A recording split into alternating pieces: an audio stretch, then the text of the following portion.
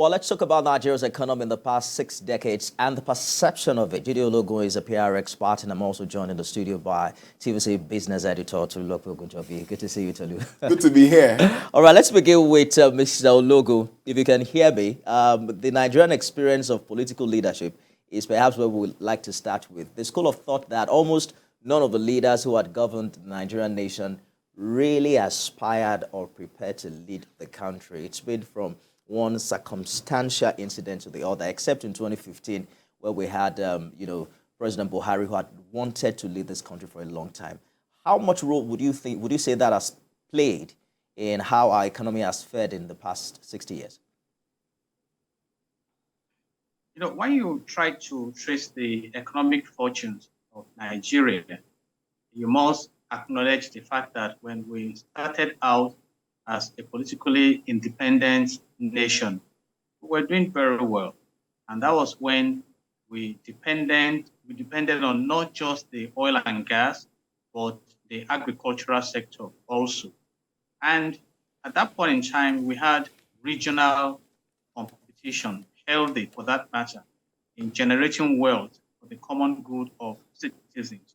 And that was when we had the industrial estate, Lagos, Obakran, you had the Enugu, known for coal, you had the Granite Pyramid in the north, and of course, the revenue from the oil and gas engaged to develop the nation generally.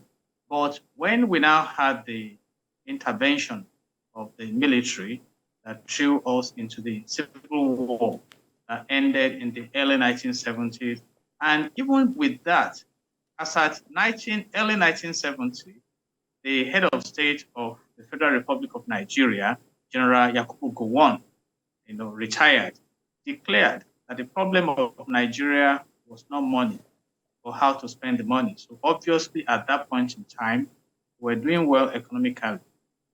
But years down the line, it appears that we have not kept faith with all the development plans. So we had all the money at the time, I hear you clearly, but the challenge was how to spend it. Let me just bring Tolu into the conversation very quickly. The idea of dependency on oil. Ordinarily, oil discovery should be a blessing. Yeah. But the conversation is odd, whether it's a blessing or a curse. 62 years after, Nigeria is the world's poverty capital. With all the trillions of dollars we have made in oil, what do you think is responsible? Well, I think planning is one of it, because the oil boom, when it came, I think our leaders got carried away and they forgot that they needed to develop that sector more. Let's start from even the host communities. What has happened to the likes of Bayelsas of this world, river states, their water has been polluted, they can't feed, they can't do all of these things. We still have long pipelines stretch everywhere where people are now using virtual pipelines. So I think we didn't develop alongside with all of the facilities and all of this, that we were getting at that point. And that is why many think that a lot needs to be done at this time. Yes, I can say that President Muhammadu Buhari did a lot, being the Minister of Petroleum. Yes, many will say they didn't like that, him taking that post, but I can tell you that there's been remarkable achievement in that sector for now. At least new basins being discovered, shift to gas, which is the way to go. So, but you see, it's a process, and it has to continue.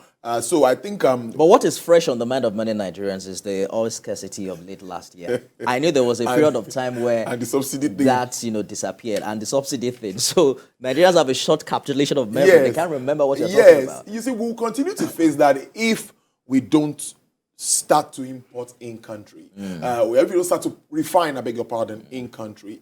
We depend on imported products, and it's affecting our currency. That's part of the reason why the naira is being battered by the day, because we don't refine here. We have to pay freight, pay in dollars, pay some government agencies in dollars. So all of these are things that the government needs to use as their quick wins. Absolutely. Address this as low-hanging fruit. Make sure the refineries are functional. Make sure that monetary policy and fiscal policy comes together, synergize. No one is hitting one person. You're not giving from with one hand and taking back with another hand. These are the important things that I think will be quick wins for the incoming administration. There's a lot of challenge. And I always like to say this. It's a global thing. It's not just a Nigeria thing. If you go around the world, most currencies are being battered at the moment. Inflation is high across the world. So when people just try to isolate Nigeria, I don't agree, because the figures would tell you that is a global issue. The position of other people would also be that we understand the global reality, but we can manage it better. Yes, what we have. That's true. Mr. Ologun, we need your expertise as a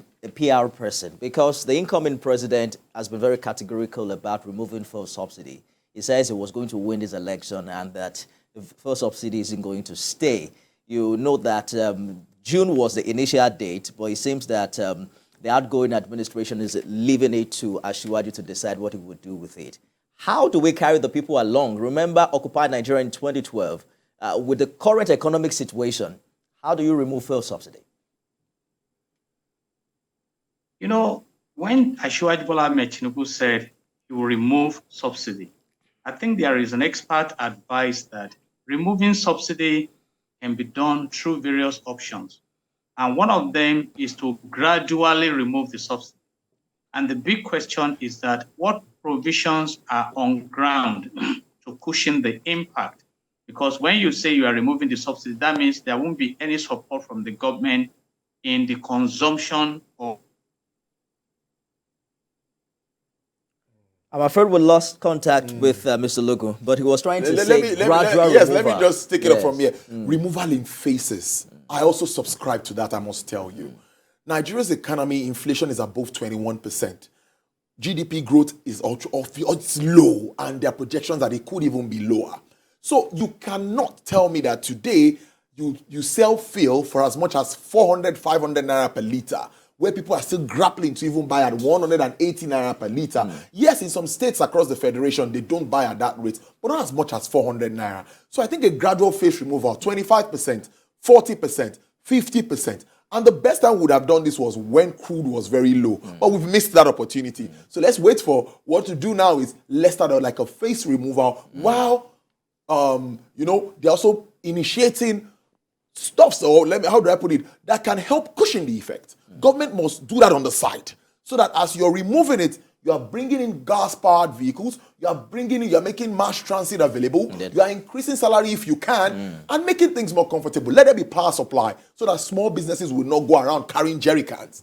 All of this, those are the things we should be looking at. And gas, again, is the way to go. And I think the president-elect said it when he met with the private sector, that is going to give incentives for people to come explore our gas because the proven and unproven reserves are just there, being fled away by the day.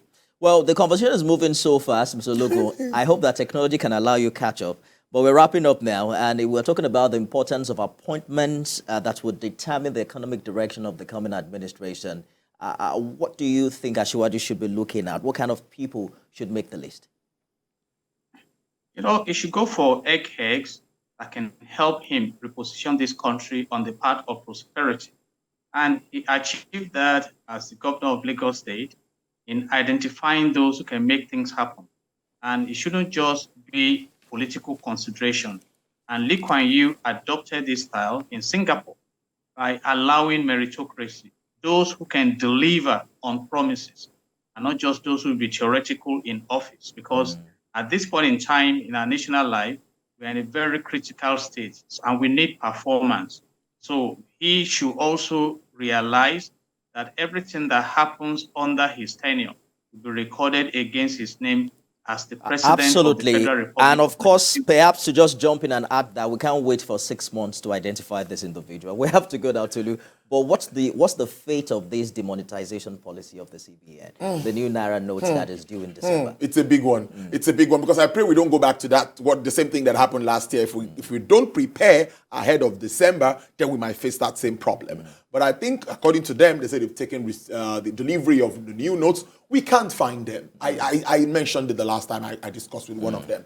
We still can't find the old notes. When you use the ATMs, we still see the old notes. We can't find the new notes anywhere. So I think they need to do more work around that. Nigerian printing and minting, if they need capacity, they can improve their capacity so that they can do better. I also like that to be done in country because we need to domesticate all of these things. Absolutely. We can't continue to, just batter our currency. No, it doesn't work. 24 days is a long time to count down. Yeah. So, Mr. Jide Ologun, we have enough time to talk subsequently. Thank you so much for joining the program tonight. And of course, my friend, yes. They say we look alike. It's good we are together. So it's good that so that you can tell the difference. This is Tolu. This is Nifemi. All right, thank you so much. Thank you so much for coming by.